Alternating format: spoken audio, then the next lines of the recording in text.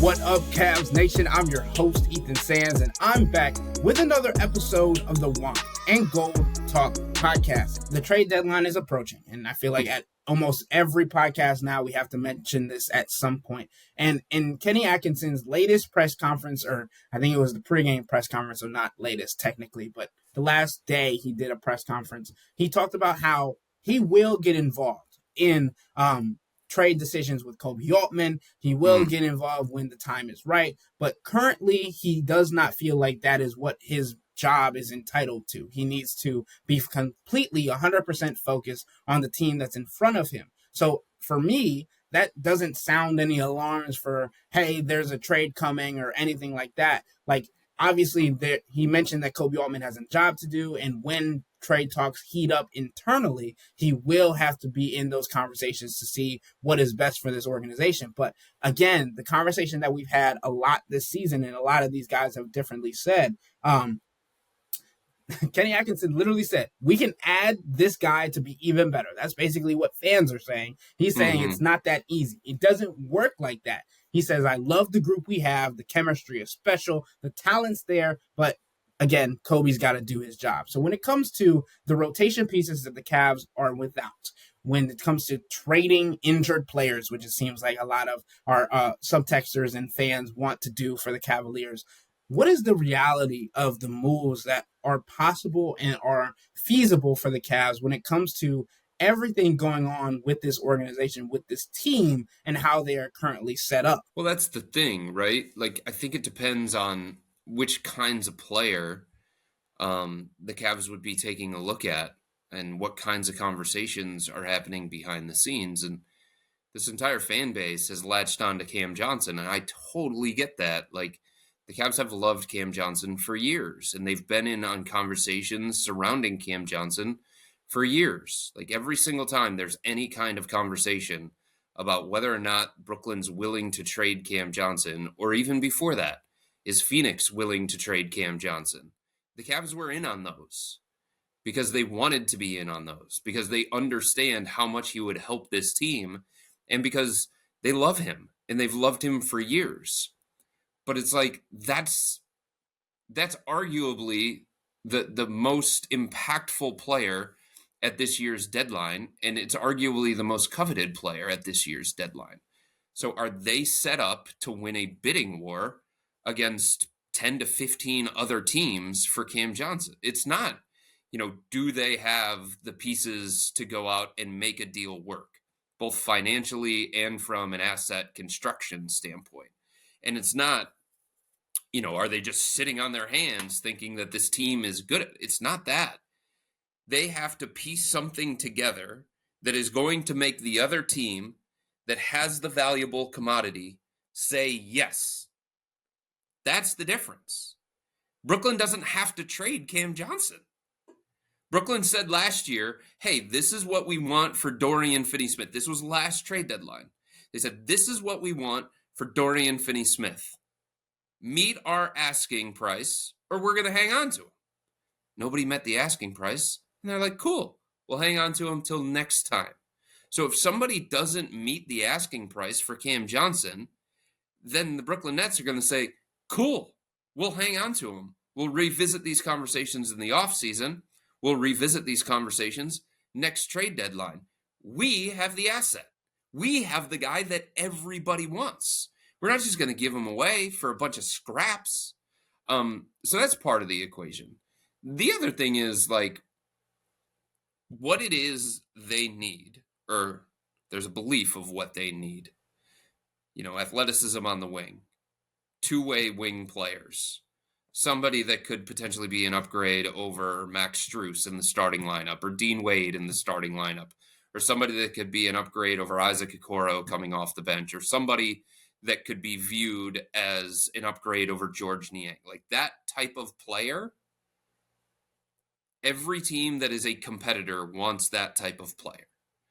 We've had all these conversations about the style of team that the Cavs struggle against. Like, those are the best teams in the NBA. Those are the best components in the NBA. The teams that have an abundance of those players, for the most part, are going to be competing for a championship, because those are the kinds of players that you need in today's era to be an elite offense, to be an elite defense. So, number one, they're not in abundance around the NBA. Number two, the cost to acquire that kind of player is always going to be high.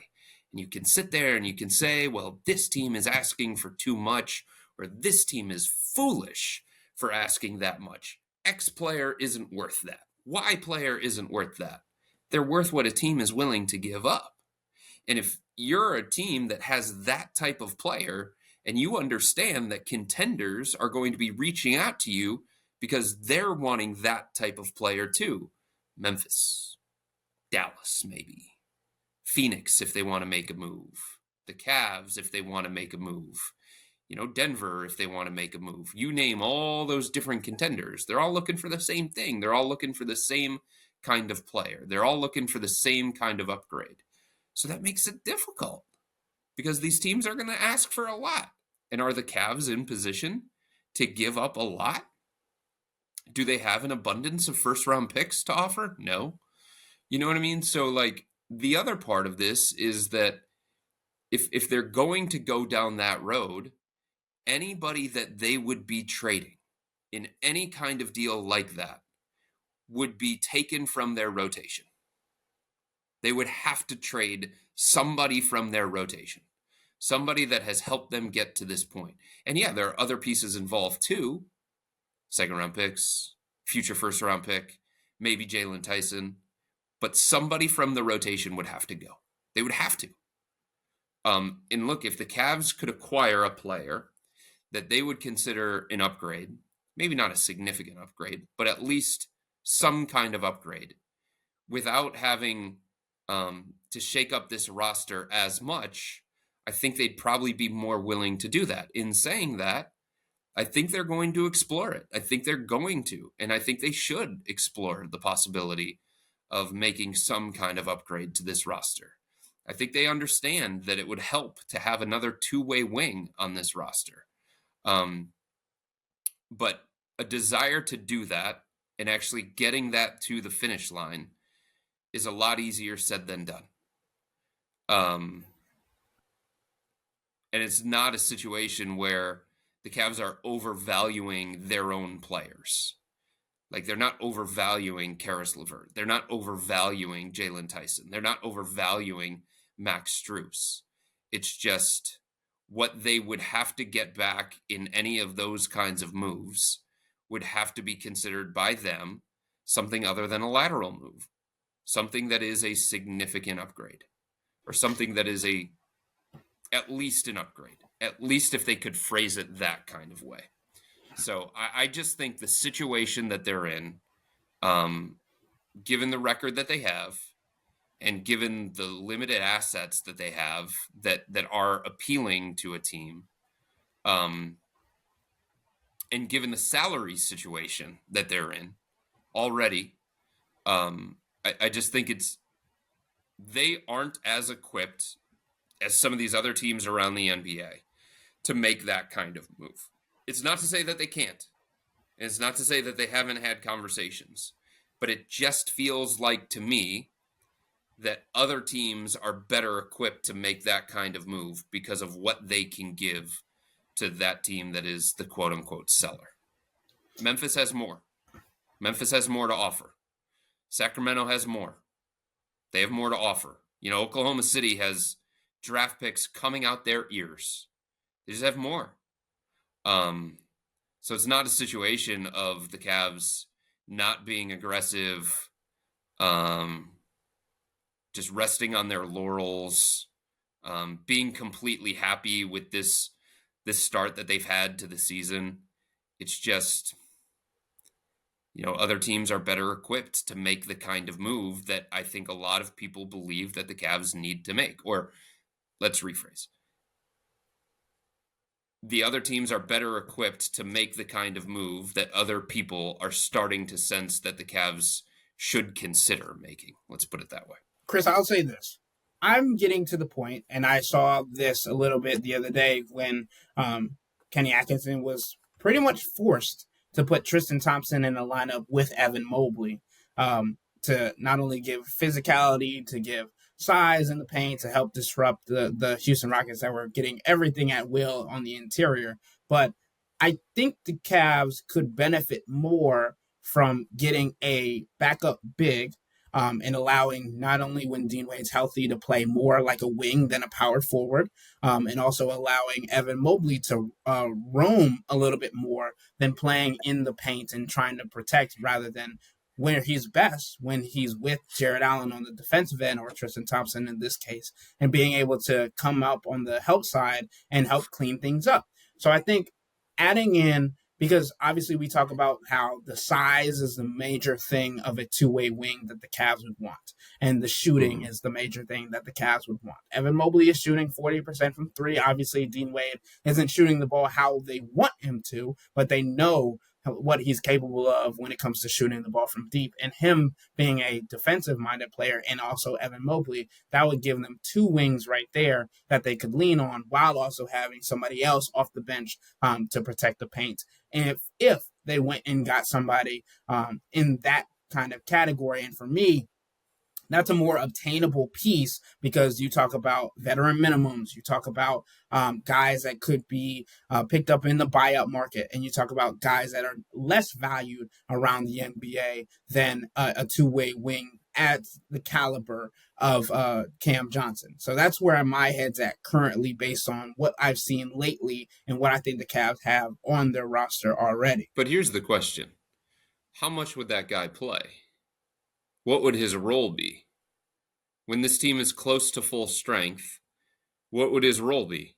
Just ride the bench? I think you would get 15 minutes a game. I think 15, Where does he fit in? 12 to 15, because I think you take away minutes from George Niang, because you allow Evan Mobley to play more minutes at the four, and then putting alongside Evan Mobley, you have the other five man, or depending on the size, you have Evan Mobley playing the five and have the other man playing the four, and just switch them out depending on where the timing matches up. That's what I would do in this situation. You take minutes away. Go ahead. How do you acquire that guy? You trade for him? Buyout market is what I thought would be most, because they still have that one roster spot open, correct? Yeah. So the problem with that is they're already in the tax. So buyout market becomes a little bit more difficult for this team if they want to avoid starting their repeater tax clock, which is something that they have to consider here around the time of the trade deadline. And are they willing to do that? Are they willing to pay somebody in the buyout market just to play maybe 12 to 15 minutes a night, to maybe be better than George Niang, who's already here? See, I think when you're a team like the Cavs, Ethan, and you have like such limited trade assets and you have such limited financial flexibility at this point, you have to be really, really judicious about how you use those things. And would it be worth it for the Cavs to go get somebody that just provides a little bit more depth and plays 12 to 15 minutes toward the end of the regular season and probably gets yanked out of the rotation when the playoffs start, because the playoff rotation is going to condense? It's going to be 8-9 when the Cavs get to the playoffs. So is the value that they're getting from that particular guy, is it worth it? And it's the same thing when it comes to a trade, right? Like, what you're giving up, like, is it worth it based on what you're getting back? Because when this team is close to full strength, when you're talking about another big man, just to give them somebody who can give them more on the floor than Tristan Thompson, somebody that protects them in case something happens to Jared Allen or Evan Mobley. You know, the way that the Cavs are looking at it is, we're going to play Jarrett and Evan every single minute at center when the playoffs roll around. Basically, every single minute at center, unless something happens. You know, and if something happens, then we're effed anyway. we're probably not going to make the deep postseason run that we want to make. Like, could they be a little bit better equipped to handle that if they get a slight upgrade on Tristan Thompson? Probably. But the guy in the buyout market's not going to be that much better than Tristan. a guy that they would trade for. I mean, he's not gonna be somebody that the Cavs say, well, Jared Allen doesn't have it tonight. We're going to go away from him and we're going to go to that player. Or Evan Mobley doesn't have it tonight, so we're going to go away from him and cut some of his minutes and go to that player. It's just hard for them to find enough value in another center on this roster when two of your four most important players occupy those minutes. It's part of the reason why they were fine bringing back Tristan Thompson and not going out and saying, is there somebody a little bit better from an on-court standpoint that we can bring in this offseason? Because they knew that guy on this team with this roster makeup, there's not really a role for him. There's not a whole bunch of value for him. So I think the thing that they could convince themselves, if they do want to go, deeper into the tax, if they do want to consider trading Jalen Tyson, trading Karis LeVert, trading their future first-round pick, trading multiple seconds, they could convince themselves that, a two-way wing would find a role. A two-way wing would find his way into the rotation. A two-way wing would play in a series against whoever it is in the postseason. Even if it looks like we have, Max Strus, Karis LeVert, Isaac Okoro. Well, Karis could be gone in this hypothetical debate. But even if it looks like there's a quote-unquote logjam, the style of that player gives them some lineup flexibility, some versatility. They could play some small ball if they had to, stuff like that. I just think naturally there's more value in them going out and exploring the possibility of getting another two-way wing, somebody that can play the 3 and the 4. And was just more so experimenting with the thought that with Dean Wade being a guy that you can play in the 3 and the 4, and it's been something that they've seen now, and you have also seen him play minutes at the 5 because of certain lineups and wanting to space the floor, and obviously that's a more strategic thing than it is just going to Dean Wade because Jared Allen or Evan Mobley aren't playing well. But I think having him have the freedom to go and guard the opposing team's best player, whatever their position is, without having the fear that on any, if Jared Allen or Evan Mobley's off the court, you have the feeling oh, he's out of position, leaving a smaller person or a smaller player guarding someone larger than them, say a 6'8" Jason Tatum's being guarded by Dean Wade. Then you talk about Jaylen Brown, who's 6'5", being guarded by Donovan Mitchell or Darius Garland, and rather than or in this case, you talk about Jalen Tyson being in that situation as well, guarding a bigger player, maybe even a power forward that's out of his range, out of his league, out of his size range, when you talk about all those different things. So that's why I was saying if you equip and based on the luxury tax, we understand that's something that they have to consider. But I feel like without getting rid of pieces to keep the continuity of the team, which I feel like is very important to this team, we've talked about that at length, to do that while going slightly into the tax, even though that will affect them in the future, I think that might affect them less in the future than giving away multiple second-round picks, a first-round pick, and all these other things. And I know this is a more in-depth conversation that we can have on a different podcast, but that's where I stand. So right now, I think that the Cavs should get another big in their backup lineup, and I think Chris says that they should go out and get a two-way wing if they decide to do anything. And obviously, that's if they decide to do anything. But I just think they have to look at it from a playoff perspective, and everything with this organization has been about the big picture. And it's not that they're overlooking the regular season or they're minimizing the value of the regular season, but they understand, this is a team that has accomplished plenty. This is a franchise that has accomplished plenty in the regular season over the last couple of years.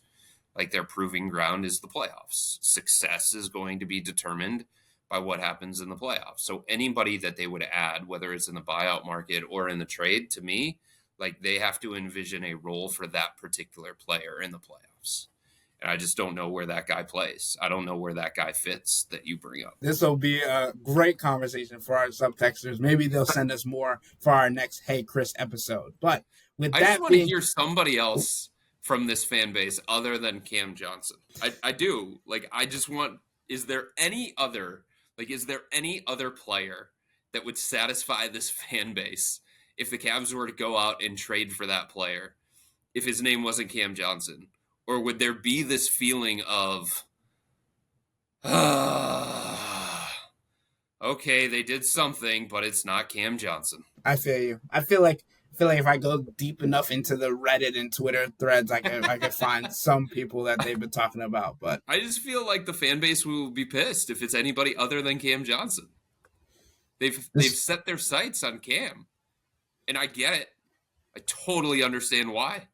He is the best attainable player on the market. I think we've learned also with this fan base that they've lost 3 games in a row and they're ready to throw the season away. So we'll have to wait and see what happens. I don't know. I'm looking for like other targets. With Jeremy Grant. Jeremy Grant's difficult in this conversation too. Isn't he injured too? Because you have to make the money match, and we've talked about that. Yeah. But like, would fans be okay with Jeremy Grant? They would. I've seen that name a couple of times. Okay. Duop Reith is also a guy that they've mentioned. Criminy. What? Yeah. The 12th man on the Blazers? Yep. We're okay with that? Mark Williams, I believe, is also a name. Yeah, that's not happening. He's a centerpiece of the Charlotte Hornets. Maybe this should have been the entire podcast. Which players does Chris not think, or which players do the Cavs not think that are attainable? Because I feel like we could have just gone through a list of players that I've seen on the internet of people like throwing out trade possibilities. I mean, DeAndre Hunter, another one. Obviously, the Atlanta Hawks, not really primed to give him up either. There's always a price, right? You can sit there and you can say, well, blow the Atlanta Hawks away when it comes to an offer for DeAndre Hunter. But then it's like, are the Cavs equipped to blow any team away with an offer based on what they have to give? What about Santi Aldama? What about him? Do you think the fan base would be okay with that? I haven't heard that name.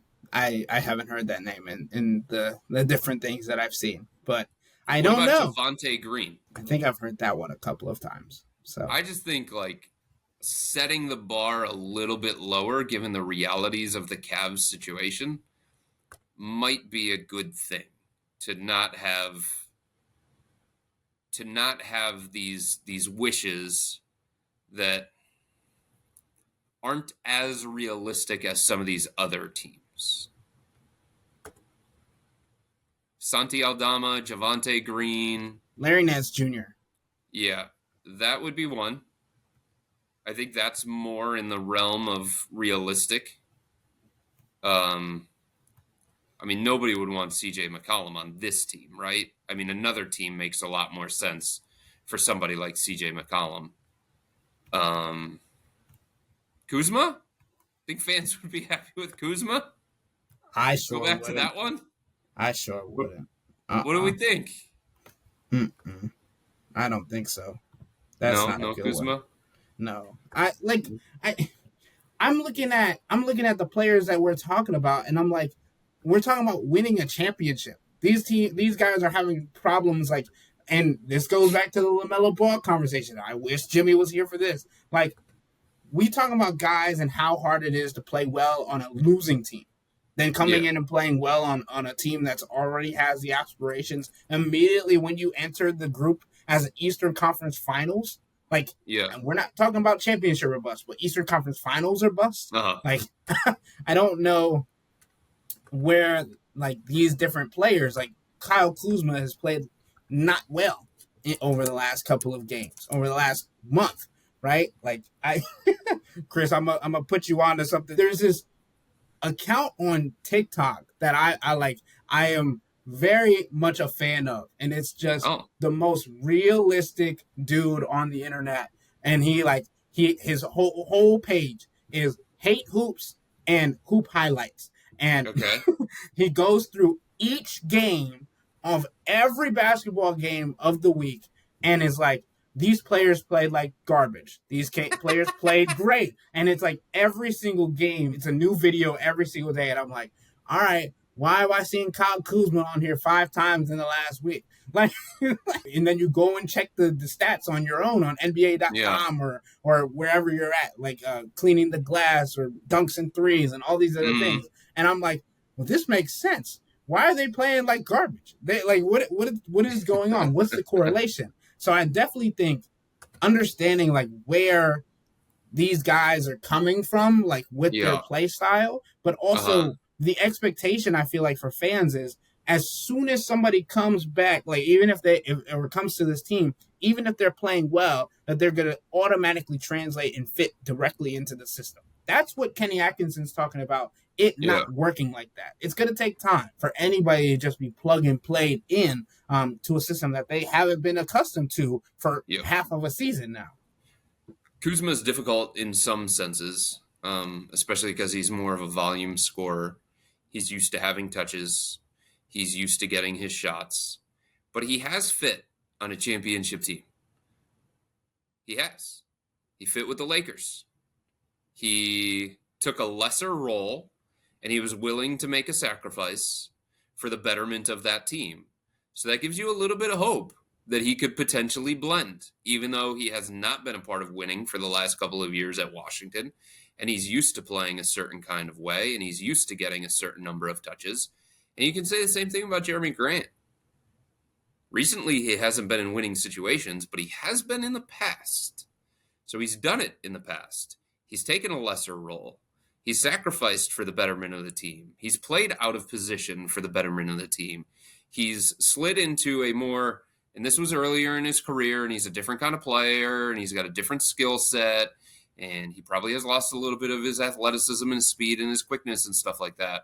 But like he has willingly taken on like a defensive first role in the past, where he was just like a 3-and-D type guy. You know what I mean? So when you have guys that have shown an ability to do that in the past and be effective playing that way in the past, it gives you a little bit of hope that they would be able to blend in a little bit more quickly. You know, Brandon Ingram would be completely different. Like in terms of play style, in terms of what he would be expected to do and what he does that's so good and whether or not the Cavs need those things. That's different. Like Jimmy Butler, that's drastic, right? Some of these other guys, it's like a drastic type of change that you would have to make both behind the scenes and on the floor. And it's like, would you be putting them in a position that they could actually thrive in, that they could be successful in, that would maximize what it is that makes them special? And I don't know that you could say that for like I said, Brandon Ingram, you know, Zach LaVine, Jimmy Butler, those types of high profile guys. But there's some hope that you could do it with Kuzma. There's some hope that you could do it with Jeremy Grant. Cam Johnson, seamless. Everybody understands that.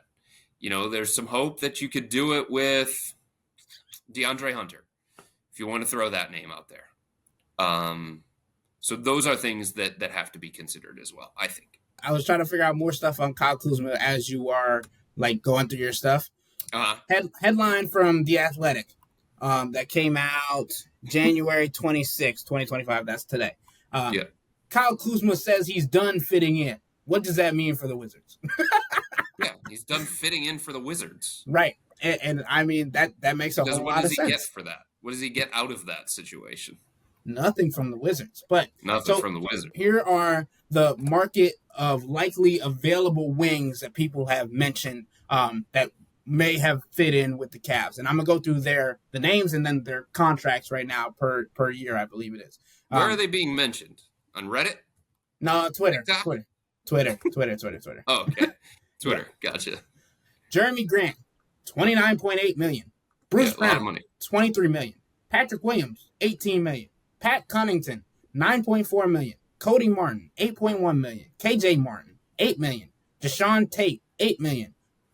John Conchar, $6.2 million. Javonte Green. What did you say? I said I brought him up recently. Yeah. Yep. But like all of these guys, and then the tradable contracts for the Cavs, we know Karis LeVert, $16.6 million. Isaac Okoro, $10.1 million. George Niang 8.5 million, Jalen Tyson 3.3 million, Tristan Thompson 2 million, Sam Merrill 2.1 million, Craig Porter Jr. 1.8 million. Here are the other players that are like being listed as potential free agents that could be acquired, but these are like the better, more feasible options. Chuma Yeah. Okeke, Keith Bates Diop, Robert Covington, Nassar Little, and then the buyout market is listed as Torrey Craig, Bojan Bogdanovic, and PJ Tucker. These are more the names that we could see happening in the near future, right? Or No. in like the cheaper margin. But then there's also people that are like, oh, we need to go get Brandon Ingram. We need to go get all these like bigger name players. And like Chris has mentioned, like previously, those just don't make a whole lot of sense. Well, Cam Johnson makes sense. Brandon Ingram, I don't think makes sense. Jimmy Butler, I don't think makes sense. I It's mean, Torrey definitely Craig is logical.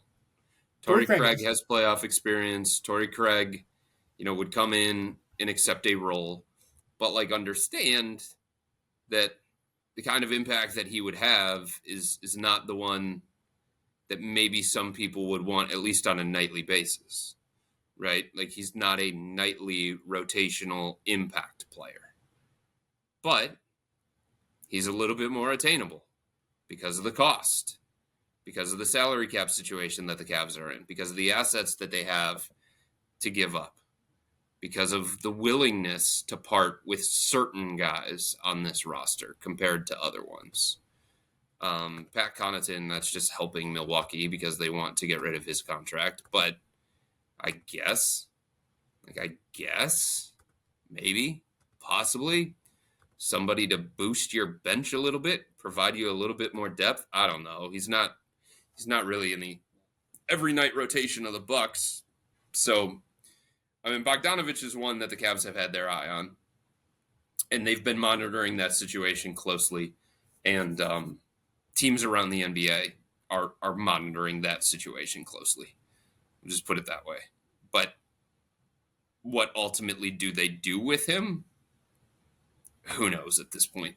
Like I said, this this is a conversation that I feel like is more towards our subtexters. Send in who you think the Cavs should go and get that's realistic. Who do you want? And are there players that we listed that you would be like, oh, they went and acquired somebody, but like, what does that do? Yeah. Where does that help us, right? Because again, this is a team that has the Eastern Conference Finals on their mind. That's what their mindset was when they came into the season, right? Darius Garland, Donovan Mitchell had a conversation this summer about what the goals were for this team. A heart to heart, a true grown man conversation, as Darius Garland called it. Like, it's just about what is going to help them get to that goal. And as Chris has mentioned, like the rotations are going to shrink substantially when it comes to the playoffs. That's also why Donovan Mitchell, after the game against the Houston Rockets on Saturday, mentioned how he's starting to get his minutes a little bit higher. He's starting to ramp that process up, not because he feels like he has to play more minutes to take over games, but because it's like getting his body back into gear, back into form, back into rhythm to be able to play 35, 40 minutes a night. So when the playoffs come around, it's not like, oh my God, I'm gassed because I've been playing 30 minutes a night each game this season. I can just see it now. The Cavs trade for John Conchar, and then people on Twitter or TikTok or any of these other social media platforms are just like, oh, great, cool. They traded for Costco, Max Strus. Love it. I mean, Be like, what does that really do for us? Right. Great. John Conchar. Cool. These jokes are gonna be like everlasting until the Cavs like and that's what I was trying to like the joke that wasn't really a joke that I was trying to make earlier about the Cavs fans, like they want to blow up the season with 9 losses, and they're like, okay, well, see y'all next year. Like, what are we doing? Some flaws are being exposed. I think we can all admit that. Especially on the defensive end. I think there's a recognition that they need to get more athletic and they need to be better on the perimeter. They need to have more playable bodies on the perimeter that fit against, the better teams in the NBA that have a bunch of those types of players. So I think that's fine to admit that. I think the front office has to, have a heart to heart with themselves. I think they have to have an honest evaluation of this roster, everything that they've accomplished to this point, and determine if it's the best thing for them to make an upgrade at the trade deadline. But we don't have to pretend that the Cavs should be desperate here going into the trade deadline, because they don't have to act out of desperation, because they're not in a crummy situation like Miami, right? They're not in a situation like the Phoenix Suns where they've underachieved, and if they don't make a significant move, they're probably not going to be, a championship contender. So there's a difference there. There's recognizing weaknesses and flaws, but there's also, having enough willpower and enough resistance to say, whatever that move is that's in front of us that we could make, it probably doesn't benefit us enough, both in the short term and long term, to just act out of desperation because of, a January swoon or something like that. Chris, are we back with this second half of the season schedule being much more difficult than the first? Are we back to the Cavs being tested, especially against the teams that have these lengthy wings? Well, that was always their test. Stylistically, that's one of the things that, as we talked about, not overreacting, not making definitive conclusions, but we're keeping an eye on it. We're continuing to monitor it. But there's more and more data, and there's more and more evidence that it's a problem for this team.